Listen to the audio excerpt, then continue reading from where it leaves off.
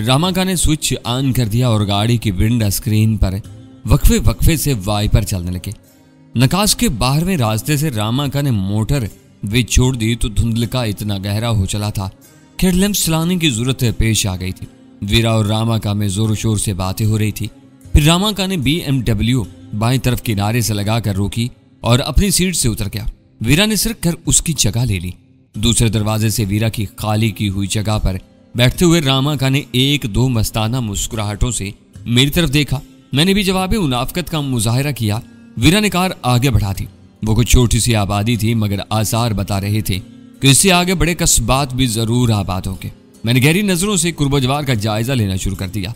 रामाका को ठिकाने लगाने के लिए मेरे पास दो हथियार थे, एक गीता का भरा हुआ रिवाल्वर और दूसरा बद्रे नाज से कराची में हासिल किया हुआ तलवार जैसी दोहरी और मुड़ी हुई धार वाला छोटा चाकू। मगर मैं इन दोनों के इस्तेमाल में मुतज़ब्ज़ब था। इस वक्त रामाका मेरी तरफ से तकरीबन गाफिल था। ड्राइविंग से निजात मिलने के बाद उसके ज़हन पर वीरा की हमनशीनी का खुमार गहरा होने लगा था। उससे बातें करते हुए वो उसके बदन के मुख्तलिफ हिस्सों पर हाथ भी मारता जा रहा था जिसे वीरा बर्दाश्त कर रही थी। अगर वो अगली नशिस्त पर होने की वजह से हिफाजती बेल्ट में ना फंसा हुआ होता तो शायद उसकी शौकियों में उससे ज्यादा इजाफा हो सकता था। इस हालत में मैं उसे बहुत आसानी से गोली मारकर खत्म कर सकता था, लेकिन मजबूरी ये थी कोई इलाका मेरा देखा भाला नहीं था। कुछ नहीं कहा जा सकता था कि बज़ाहिर वीराने में से गुजरने वाली सड़क से कितने फासले पर कोई पुलिस अफिसर या कोई और मौजूद होता। फायर के नतीजे में रामाका की मौत यकीनी थी, मगर तमाम तरह एहतियात के बावजूद फायर की आवाज सुन लिए जाने का खतरा अपनी जगह मौजूद था। कोई इस तरफ ध्यान देकर दौड़ लगा देता तो हम सख्त मुश्किलात से दो चार हो जाते। दूसरी तरफ चाकू के इस्तेमाल में निशाना खता होने का अंदेशा था। अगर मैं पीछे से रामाका के दिल के मकाम पर वार करता तो उसका वो पहलू गाड़ी के दरवाजे के करीब था। मेरे लिए इस तरफ आजादी से वार करना मुमकिन नहीं था। अगर चाकू का फल बराह रास्त दिल में पवस्त होने के बजाय किसी पसली पर पड़कर उचट जाता तो चलती हुई गाड़ी में जख्मी रामाका से खौफनाक दस्त बदस्त लड़ाई शुरू हो जाती, या शायद वो खुद भी अपना पिस्तौल या रिवाल्वर निकाल लेता और कुछ होता या ना होता हम तीनों ही घेर लिए जाते और हमारा अमेरिका जाने का ख्वाब बिखर कर रह जाता। होटल के कमरे में बैठकर जो काम बहुत आसान नजर आ रहा था, मैदान अमल में उतरने के बाद यक बयक मुश्किल हो चुका था। मैं वीरा की तरह मार्शल आर्ट्स में इतना माहिर नहीं था कि कराटे की कोई जर्ब लगाकर रमेश अग्रवाल की तरह इसकी गर्दन तोड़ देता। वो वार खता होने की सूरत में भी नतीजा खतरनाक हो सकता था। मेरा ज़हन रामाका की गर्दन में फंदा लगाने की तरफ भटक गया। अगर मेरे पास कोई मजबूत डोरी या तार की लच्छी होती तो मैं पीछे से उसकी गर्दन इसमें कसकर किसी शोर या खून रेजी के बगैर उसका काम तमाम कर सकता था। इस तरह BMW की नशिस्तों पर चढ़े हुए सफेद फुराक सीट कवर भी उसके गलीज खून के दाग धब्बों से महफूज रहते और इस फितने से भी निजात मिल जाती। वक्त धीमे धीमे सिरक रहा था। हैजान के साथ मेरा दुराने खून भी तेज होता जा रहा था। फिर मैंने इस्तरारी तौर पर पिछले सीट कवर के निचले हिस्से को टटोलना शुरू कर दिया। अगर इसमें मजबूत डोरी पड़ी होती तो मैं अंधेरे में खामोशी से उसे काट सकता था। एक दुश्मन के लिए तीसरे हथियार की बेताबाना तलाश इस वक्त मायूसी में बदल गई जब मेरी उंगलियों ने डोरियों के बजाय सीट कवर में इलास्टिक महसूस किया। कार इस वक्त आबादी से तकरीबन बाहर आ चुकी थी।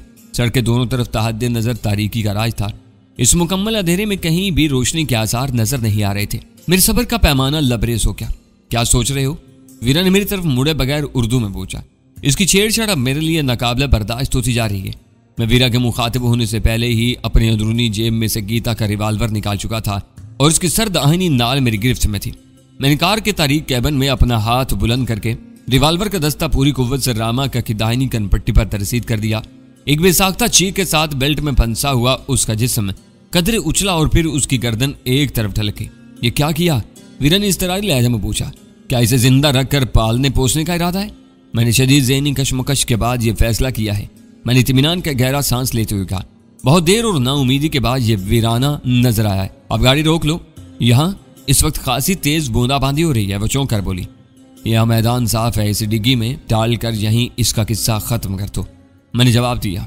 यह कार अंदर से इतनी खूबसूरत और आरामदेह है कि मैं इसे सफेद नशिस्तों पर ज़िबा करना नहीं चाहता। कुछ पता नहीं चलता कि तुम कब क्या करना चाहते हो। वीरा ने मुड़ बढ़ाते हुए कार रोककर उसकी सारी रोशनी अगुल कर दी और लीवर खींचकर डिक्की का कुफ्फल खोल दिया। मैं नीचे उतरकर फुर्ती से पैसेंजर सीट पर जा पहुंचा। मेरा दरवाजा खोलने तक वीरा उसके बदन को बेल्ट की कैद से आजाद करके मेरा हाथ बटाने के लिए नीचे आ चुकी थी। इस वक्त आसमान पर गहरी तारीकी का राज था। कहीं कोई भूला भटका तारा तक नजर नहीं आ रहा था और आसमान से बेआवाज बूंदें धरती के सीने में उतरती चली जा रही थी। इस खुले इलाके में मौसम खासा खुनक था। इस खुनकी में बदन और चेहरे के खुले हुए हिस्सों पर पड़ने वाली बूंदें बहुत नागवार महसूस हो रही थी। मैं इस फर्ज से जल्द अज जल्द सुबकदोश होना चाह रहा था। वीरा अरे अरे करती रह गई। मैंने झुककर रामा का झूलता हुआ दाहिना हाथ थाम कर उसका ढीला बदन अपनी पुश्त पर गिराया और फिर इसे पेट के बल अपने कंधों पर लाद कर सीधा होता चला गया। रामा का दराज कामत होने के साथ ही ठोस और कसरती बदन का मालिक था, लेकिन मैं हालात के दबाव में उससे कहीं ज्यादा मुशक्कत से गुजरने के लिए तैयार था। मैं उसे लादे तेजी से कार के पीछे गया। वीरा डिक्की खोल चुकी थी। मैंने रामा को बेरहमी से अंदर डाल दिया। कार उसके बोझ से अपने स्प्रिंगों पर झूल कर रह गई। उसके लिए डिक्की की चौड़ाई नाकाफी थी। वीरा उसकी टांगें समेट कर डिक्की में ठूंसने लगी।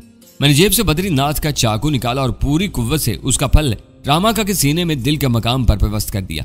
रामाका के होंठों से बेहोशी के आलम में एक तेज हिचकी आजाद हुई। उसके बदन को बहुत तेज झटका लगा और मैंने चाकू निकाले बगैर डिक्की जोर से बंद कर दी।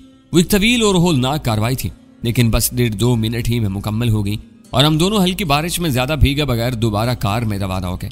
शायद उजलत में तुमने अपना चाकू उसके सीने में छोड़ दिया है।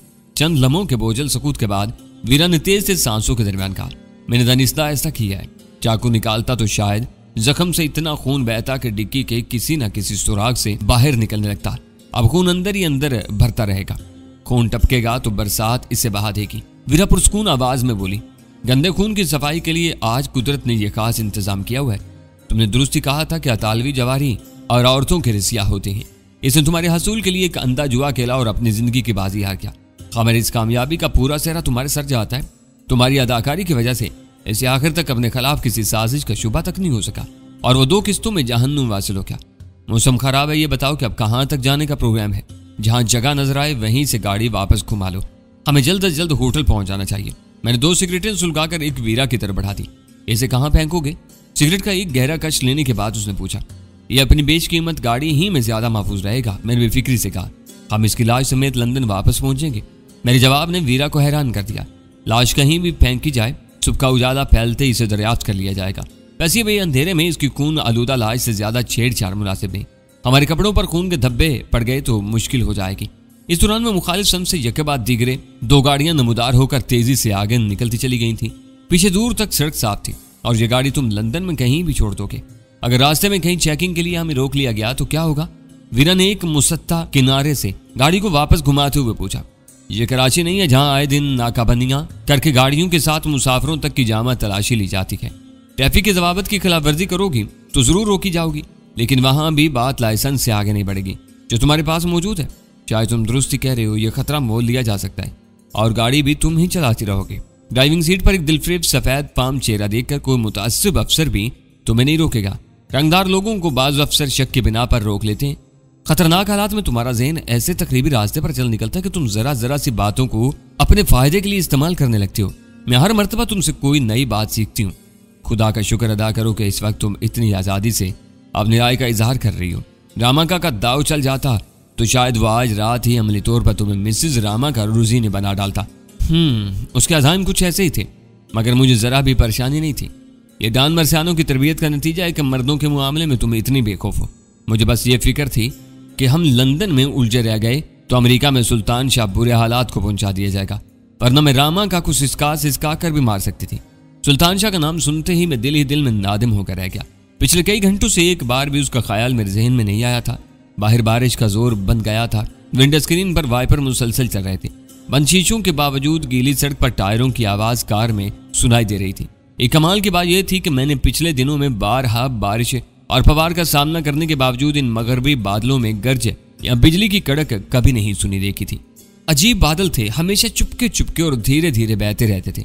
खिड़की के शीशे से बाहर फैले हुए अंधेरे में जगमगाती हुई रोशनियों से आबादी के आसार नजर आने लगे। ये सब देखते हुए मैं भी सुल्तान शाह के बारे में सोचता रहा। ऐसा नहीं था कि मेरे दिल में उसकी कदरों मंजिलत कम हो गई थी। इसके लिए मेरे एहसासात वही थे जो अपने किसी छोटे भाई के लिए हो सकते हैं। बात सिर्फ ये थी कि रामा का रुसीनी के खतरे ने इस कदर भयानक और तूफानी अंदाज में सर उठाया था कि इसके सामने हर तजवीज मान पड़ गई थी।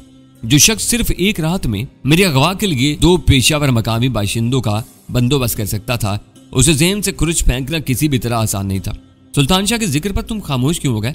निस्बतन गुंजान आबादी की तरफ बढ़ते हुए वीरा ने चुपते हुए लहजे में मुझसे पूछा, तुम्हारी कही हुई कुछ बातें याद आ गई थी। सांप का कांटा बच सकता है मगर औरत का कांटा पानी भी नहीं मांगता। मेरी दुआ है कि खुदा उसे सिन्फ नाजुक के वार से महफूज रखे। तुम फिर मेरी बातों को तोड़ मरोड़ रहे हो। मैंने सुल्तान शाह के लिए किसी औरत की मोहब्बत या शफकत का जिक्र किया था और तुमने उसे मुनाफिकत में बदल दिया था। यह सरासर तुम्हारी ये सफाई लाहासिल है। मैंने उसकी कथा कलामी करके जवाब दिया। निस्वानी मोहब्बत और शफकत का एक ताज़ा तरीन शाहकार इस वक्त इस कार की डिग्गी में भी मौजूद है। वो आखिर तक तुम्हारी मुनाफिकत से यही फरेब खाता रहा कि आखिरकार तुम इस पर मेहरबान हो गई हो। इस बरजस्ता हवाले पर वीरा लाजवाब होगी और जल कर बोली, अपनी ये ऊट पटांग बातें अपने दिमाग तक ही महदूद रखो। मेरा दिमाग सनक गया तो अपनी मुनाफिकत का शाहकार तोहफे में तुम्हें सौंप कर यहीं किसी घर में रात भर के लिए पनाह ले लूंगी। मैंने खामोशी इख्तियार कर ली। मेरे मामले में वो इसी कदर सनकी थी कि एक बार फैल जाती तो फिर उसे मनाने में मैं खुद एक तमाशा बनकर रह जाता। वीरा ने इस बार अपना गुस्सा कार के इंजन पर उतारा और उसकी रफ्तार यकलख तेज करती। मैं सुकून और खामोशी से खिड़की से बाहर देखता रहा और आबादी बहुत तेजी के साथ पीछे रह गई। बारिश का जोर टूट चुका था। कार मुसलसल दौड़ रही थी। रास्ते में आने वाली इक्का दुक्का बस्तियों से गुजरने के सिवा वो सफर वीराने ही में जारी रहा। मुझे तशवीश होने लगी। मेरे ख्याल में वापसी के लिए हम काफी देर से सफर कर रहे थे, लेकिन मोटरवे का दूर दूर तक पता नहीं था।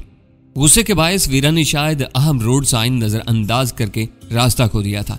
डैशबोर्ड की रोशनी के इनिकास में मैंने कन नखियों से वीरा का जायजा लिया तो उसके चेहरे पर भी तशवीश की परेशानियां नजर आईं। मैंने खनकार कर अपना गला साफ किया और आहिस्तगी से पूछा, जान की अमान हो तो कुछ पूछ लूं? अंधेरे में वीरा की खिसियानी सी हंसी की आवाज गूंज उठी, क्यों मुझे जिच करने पर तुले हुए हो? शायद तुम्हें अभी तक अंदाजा नहीं हुआ कि इतनी देर से चलते रहने के बावजूद M1 अभी तक गायब है। शायद हम रास्ता भटक गए। मैं भी इस वक्त यही अर्ज करना चाह रहा था। मैंने गहरी संजीदगी से कहा, जब रामा का को मारने के लिए वीरानों की जरूरत थी तो तुम आबादी में जा घुसी थी। अब लंदन वापसी की उजरत से तो तुम वीरानों में तेज रफ्तारी की मशक करती फिर रही हो। मैंने M1 की निशानदेही करने वाले किसी इशारे को नजरअंदाज कर दिया था, तो तुम क्या कर रहे थे? तुम मुझे टोक नहीं सकते थे। उसने चिड़चिड़ लहजा में कहा। खामोशी का हुक्म मिलने के बाद मैं सामने के बजाय खिड़की से बाहर देख रहा था। अब देखो कि सड़कों के इस जाल से निकलकर हम कब लंदन पहुंचते हैं। चबा चबा कर जहर उगलने के बजाय अपनी जून में लौट आओ। गाड़ी की रफ्तार कम करते हुए उसीली आवाज में बोली, इन मुसाफाती सड़कों पर बहुत ज्यादा रोड साइन नहीं होते। इस मर्तबा किसी साइन बोर्ड ही से हमें अपने सफर की समत का अंदाजा हो सकेगा।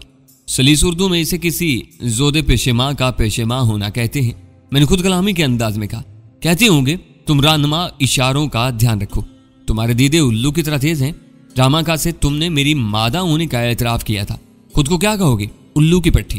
वो एक मर्तबा फिर बेबसी से हंस पड़ी। मैंने तुमको उल्लू नहीं कहा था, तुम्हारी बेनाई की तारीफ की थी और मैं तुम्हारी दानाई का एतराफ कर रहा हूँ।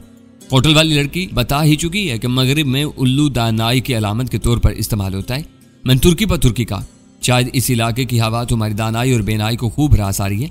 तुम्हें एतदाल पर लाने के लिए यहाँ से निकलने का रास्ता ढूंढना ही पड़ेगा। खामोशी के मुकाबले में नोक झोंक करते हुए वक्त तेजी से गुजरने लगा और आखिरकार हम एक ऐसी सड़क पर पहुंचने में कामयाब हो गए जो कोई मोटरवे तो नहीं थी, लेकिन इसे मुजाफाती शाहराह का दर्जा दिया जा सकता था। वहां तक पहुंचने के लिए वीरा ने इतने मोड़ काटे थे कि मैं समत का एहसास तक खो बैठा था। कुछ ही देर बाद हमें A5 का निशान नजर आया। वीरा ने कार उसी राह पर डाल दी। हमने मोटरवे 13वें एग्जिट पर छोड़ दी थी और एक जरा सी गलती से अंदर ही अंदर दूर तक भटकने के बाद 15वें जंक्शन पर दोबारा वहां पहुंचने में कामयाब हुए और लंदन वापसी का सफर शुरू हो गया। इस वक्त तक बारिश का सिलसिला बिल्कुल मौकूफ हो चुका था, लेकिन मतलब बदस्तूर अबरआलूद था।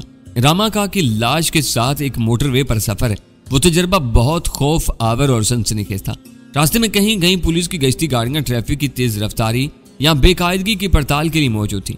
इन पर नजर पड़ते ही हर बार मेरे दिल की धड़कनें तेज होती रहीं, लेकिन हमें कहीं किसी रोक टोक का सामना नहीं करना पड़ा। शहर में दाखिल होकर गाड़ी का रुख रेलवे स्टेशन की तरफ मोड़ लेना। शहर की हदूद करीब आने पर मैंने वीरा को हदायत की और वह सर हिला कर रह की। यूस्टन लंदन शहर में ब्रिटिश रेल का एक मरकजी स्टेशन है जो ट्यूब के जरिए पूरे लंदन से मुंसलिक है। शहर में विक्टोरिया और किंग्स क्रॉस समेत ऐसे कई स्टेशन हैं जहाँ ट्यूब छोड़कर मुल्क के दूसरे हिस्से के लिए आसानी से ट्रेन पकड़ी जा सकती है। ऐसे स्टेशनों में यूस्टन की मरकजियत की वजह से वहाँ एक पार्किंग एरिया है जहाँ लंबे सफर पर जाने वाले बेफिक्री से अपनी गाड़ी छोड़ सकते हैं। लंदन की हदूद में दाखिल होते ही कार फिर रेंगने लगी। हमारे सफर का वो हिस्सा सख्त ज़हनी कशीदगी और आज़ाबी तनाव के आलम में गुजरा। आखिरकार कार पार्किंग टोकन खरीद कर हम मतलूबा पार्किंग में पहुंचने में कामयाब हो गए। वहां ड्राइवरों की रहनुमाई और देखभाल के लिए एक बावर्दी सिपाही को देखकर मेरे फरिश्ते कूच कर गए।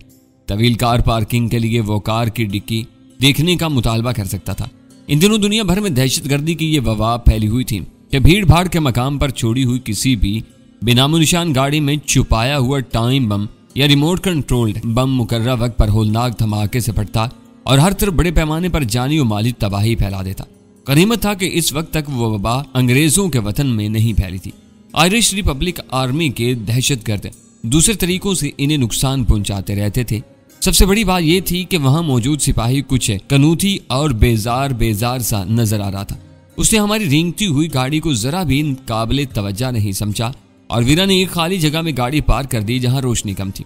इंजन बंद करके वीरा ने फुर्ती के साथ स्टीयरिंग वगैरह पर रुमाल फेर कर अपनी उंगलियों के निशानात साफ किए और रुमाल की मदद से दरवाजा खोल कर नीचे उतर गई। दरवाजे मुकम्मल करते ही हम दोनों तेजी से वहां से निकलते चले गए। रास्ते में वीरा ने BMW की चाबी एक डस्टबिन में डाल दी। ह्यूस्टन की ट्यूब स्टेशन से विक्टोरिया लाइन की ट्यूब ने मुख्तसर सा जेरे जमीन सफर तय करके महज एक स्टेशन के बाद हमें ऑक्सफोर्ड सर्कस पहुंचा दिया। बज़ाहिर हम दोनों ने वो मुश्किल काम बहुत खुश असलूबी के साथ पाया तकमील तक पहुंचा दिया था। रामाका से मुकम्मल तरीन निजात हासिल कर लेने के बाद मेरी भूख चमक उठी थी। इस वक्त सिर्फ 8:30 बजे थे और ऑक्सफोर्ड स्ट्रीट की रौनक में कोई नुमाया कमी नहीं आई थी। हम दोनों अपने अपने ख्यालों में खोए मगर लंदन की रवायत के मुताबिक एक दूसरे से तकरीबन चिपके हुए ऑक्सफोर्ड सर्कस से बाउंड स्ट्रीट की तरफ हो लिए। रास्ते में डीप पैन पिज्जा का रेस्टोरेंट नजर आते ही वीरा अंदर घुस गई। इस तवील भाग दौड़ के बाद उसे भी खाने की तलब महसूस हो रही थी।